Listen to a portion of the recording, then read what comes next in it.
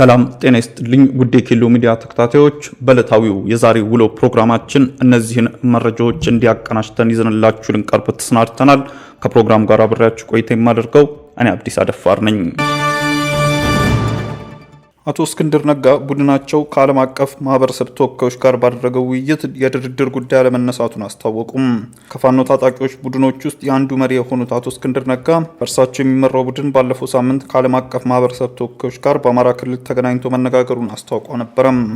ከፌዴራል መንግስት ጋር መደራደር የሚለው ጉዳይ በውይይቱ ወቅት እንዳልተነሳም ተናግረዋል። የአማራ ፋኖ ህዝባዊ ድርጅት በተሰኘውና በአማራ ክልል ከሚንቀሳቀሱ የታጣቂ የፋኖ ቡድን መሪ የሆኑት አቶ እስክንድር ነጋ ከእርሳቸው ቡድን ወገንና ከዓለም አቀፍ ማህበረሰብ ተወካዮች የተወጣጡ የቴክኒክ ቡድኖች ባለፈው ሳምንት በአማራ ክልል በስም ባልተጠቀሰ ስፍራ ውይይት ማድረጋቸውን የአሜሪካ ድምፅ የአፍሪካ ቀንድ ክፍል ጋር ባደረጉ ቃለ ምልልስ አስታውቋል። ከዓለም አቀፍ ቡድን ውስጥ የአፍሪካ ህብረት፣ ኢጋድ፣ የአውሮፓ ህብረት እንዲሁም በኢትዮጵያ የአሜሪካ ኤምባሲ ተወካዮች እንደሚገኙበትም አቶ እስክንድር ነጋ ተናግረዋል።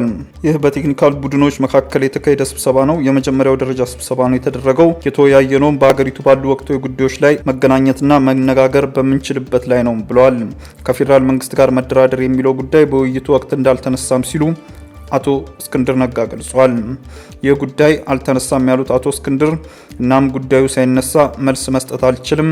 ይህ እኔ የምወስነው ጉዳይ አይደለም። ይህ በስራ አስፈጻሚው ኮሚቴ የሚወሰን ነው። ጥያቄው ሲመጣ ወደ ስራ አስፈጻሚው ኮሚቴ ወስደዋለሁ። እናም ስራ አስፈጻሚው ምን እንደሚል እናያለን ብለዋል። በፑንትላንድ 3 ኢትዮጵያውያን መገደላቸው ተገለጸ። ከአይኤስ ጋር ግንኙነት አላችሁ በሚል በርካታ ኢትዮጵያውያንም ታስረዋል። በበርካታ ሀገራት በአሸባሪነት ከተፈረጀው አይኤስ ጋር ግንኙነት አላችሁ በሚል ከፌዴራል ራስ ገዝ በሆነችው የሶማሊያ ግዛት ፑንትላንድ የሚኖሩ 3 ኢትዮጵያውያን በ2 ቀናት መገደላቸው ተገልጿል። በርካቶች ደግሞ ለእስር ተዳርገዋል። በፑንትላንድ የሚኖሩ ኢትዮጵያውያን ለአዲስ ስታንዳርድ እንዳሳወቁት በፑንትላንድ ዋና ከተማ የሆነችው ጋሬዌን ጨምሮ በግዛቲቱ የሚገኙ ከተሞች ኑሯቸውን ያደረጉ እና በስደት ተጠልለው የሚገኙ ኢትዮጵያውያን ላይ ጥቃት በዘፈቀደ እስር፣ ግርፋትና ዝርፊያ እንደተፈጸመባቸው አስታውቋል። በቦታው የሚገኙ የዓይን እማኞች እንዳስታወቁት ከ3 ቀናት በፊት ጥር 18 ቀን 2017 የመንግስት ጸጥታ ኃይሎች አንድ ኢትዮጵያዊ መግደላቸውን ተከትሎ ግጭት ተቀስቅሶ እንደነበር ጠቁመዋል።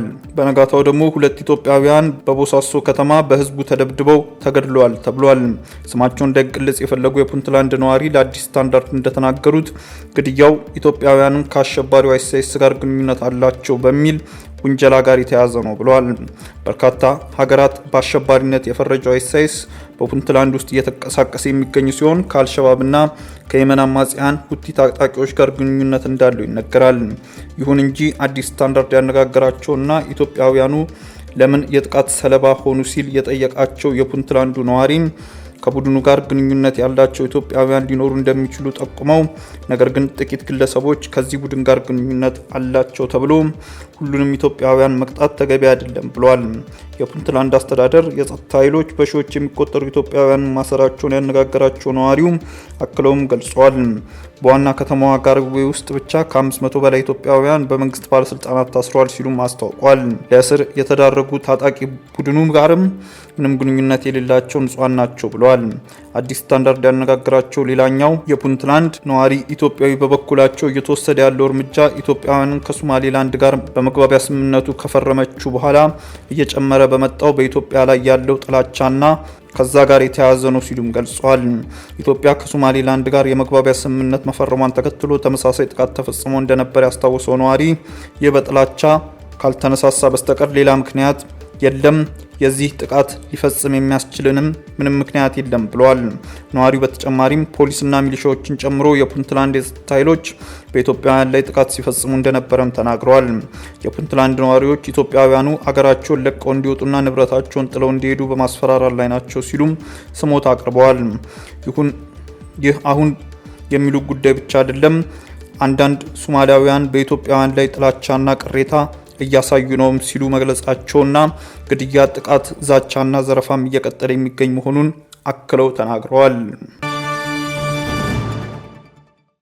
ውድ ተመልካቾቻችን በለታዊው የዛሬ ውሎ ፕሮግራማችን ይዘንላችሁ የቀረብናቸው ዋና መረጃዎች እነዚህ ነበሩ።